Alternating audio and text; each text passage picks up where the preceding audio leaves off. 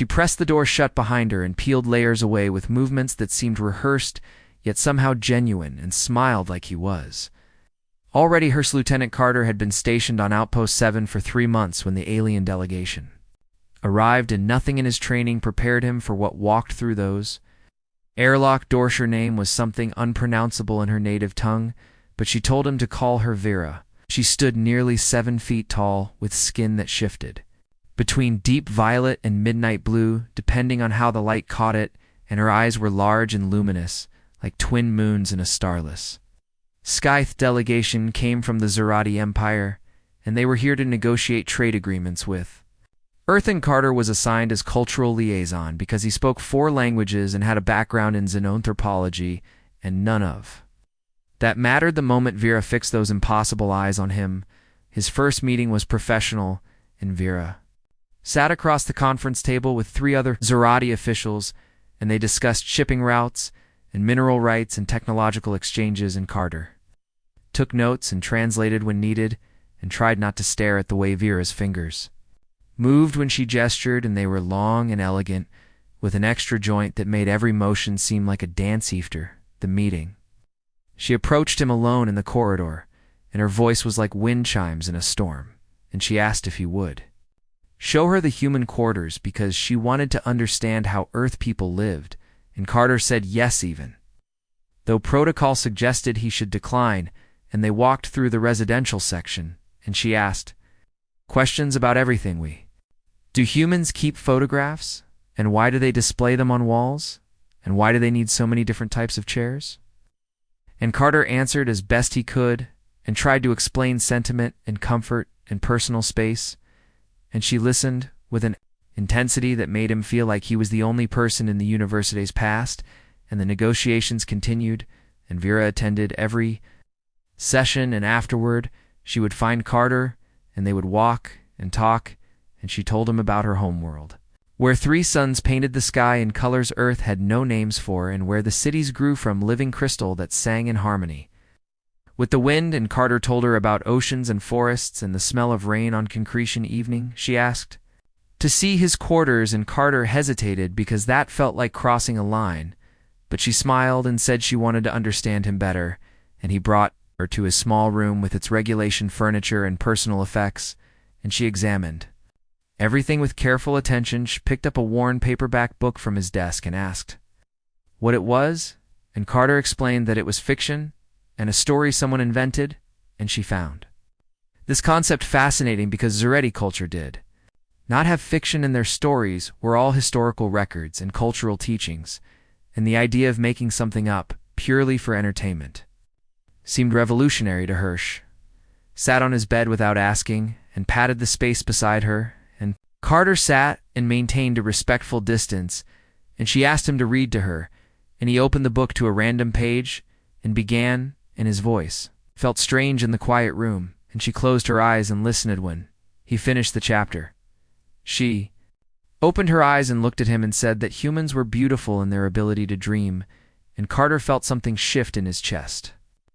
And she reached out and touched his face with those long, impossible fingers, and her skin was warm and smooth like polished Stannis should have pulled away, and he knew that, and there were regulations about fraternization with alien dignitaries and career implications and diplomatic incidents, and he did not pull away, and she leaned closer, and her breath smelled like copper and starlight, and she asked if she could kiss him. Carter nodded because words had abandoned him, and she pressed her lips to his, and they were softer than he expected, and the kiss was gentle and exploratory, and when she pulled back she was smiling, and he was trembling. Next week passed in a blur of stolen moments and secret meetings, and Vera would finish her diplomatic duties and find him, and they would disappear into empty observation decks and storage rooms and his quarters, and they would talk and touch and discover each other, and Carter knew this was dangerous, and he did not. Qureshi told him things about Zerati culture that were not in any database, and about their complex social hierarchies, and their 3-gender system, and their philosophy that believed consciousness was the universe experiencing itself, and Carter told her about human dreams and fears, and the desperate hope that they were not alone in the cosmosone night she came to. His quarters after midnight, and she pressed the door shut behind her and peeled away the formal diplomatic robes. She wore in layers of shimmering fabric, and underneath she wore something that resembled silk, but moved like liquid, and she smiled. Like he was already hersened. He was. And they both knew Ithy made love, and it was strange and wonderful and nothing like. What Carter had imagined in her body was familiar and alien at once, and she guided him with patience and humor and afterward. They lay tangled together, and she traced patterns on his chest with her fingertips and hummed a melody that had no human equivalency told. Him that Zarati mating was usually a political arrangement, and that love was considered a pleasant bonus. But not a requirement, and that she had never expected to find it, and certainly not with an alien. And Carter kissed her shoulder, and said he understood because he had never expected this. Ether negotiations concluded successfully, and the Zarati delegation prepared to depart, and Carter felt something breaking inside him, and Vera came to him the night before she left, and her eyes were bright with unshed tears. 'Cause Zarati did cry, and they cried. Silversh told him that her people did not understand human concepts of romantic love, and that she would be expected to mate with someone chosen by her family for political advantage, and that this thing between them could not continue. And Carter held her and said he knew, and they knew, and they sat in silence because there was nothing else to sabute. Then she pulled back and looked at him with fierce determination, and said that she had made a decision, and that she was going to request a permanent posting to the human outpost as a cultural ambassador, and that it would cause scandal and her family would be displeased, and she did not care. Carter stared at her and asked if she was sure, and she laughed, and it sounded like music, and she said that humans had taught her something about making choices based on feeling rather than duty, and that she wanted to choose him and choose this and choose a life that was hers. Paperwork took months, and there were inquiries and investigations, and both human and Zarati officials questioned whether this was appropriate and whether it would compromise diplomatic relations, and Vera stood firm, and Carter supported her, and eventually the approvals came. Thrush returned to Outpost 7 6 months after the delegation departed, and Carter was waiting at the airlock, and when she stepped through, she was carrying a single bag and wearing casual clothes that she had clearly studied from human fashion databases, and she looked nervous and hopeful and beautiful.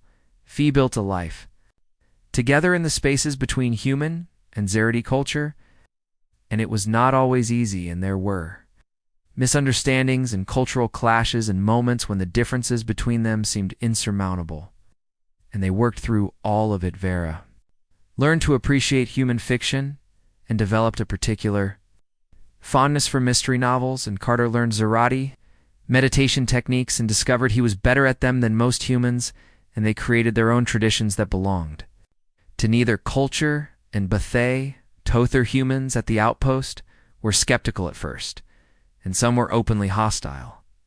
And there were whispers about Carter throwing away his career for an alien, and about Vera debasing herself by choosing a human, and they ignored all of it, and slowly acceptance came more. Zarati visited the outpost and more. Human-Zarati relationships formed, and what had seemed impossible became merely unusual, and then became normal, and Carter and Vera became something of a symbol. Though they never sought that role, years passed, and they requested a transfer to a larger station, and then to Earth itself. And Vera walked through human cities and marveled at the chaos and the noise and the beautiful disorder of human civilization. And Carter saw his homeworld through her eyes and fell in love with it again. They attended diplomatic functions together, and Vera wore human formal wear, and Carter wore Zarati's ceremonial garments, and they were living proof that the distance between species was smaller than anyone had believed, and that connection was possible even across the vast darkness of space. In their 5th anniversary, by human reckoning, they returned to Outpost 7 for a ceremony honoring the original trade agreement, and they stood in the same conference room where they first met, and Carter looked at Vera and remembered the moment she first smiled at Hyman. She looked back and took his hand, and their fingers intertwined. Human and Zarati, and she said that she had never regretted her choice, and Carter said he loved her in Zarati. She had finally learned to pronounce correctly, and she laughed and said she loved him too, in English. She spoke now, without accent that night in their quarters.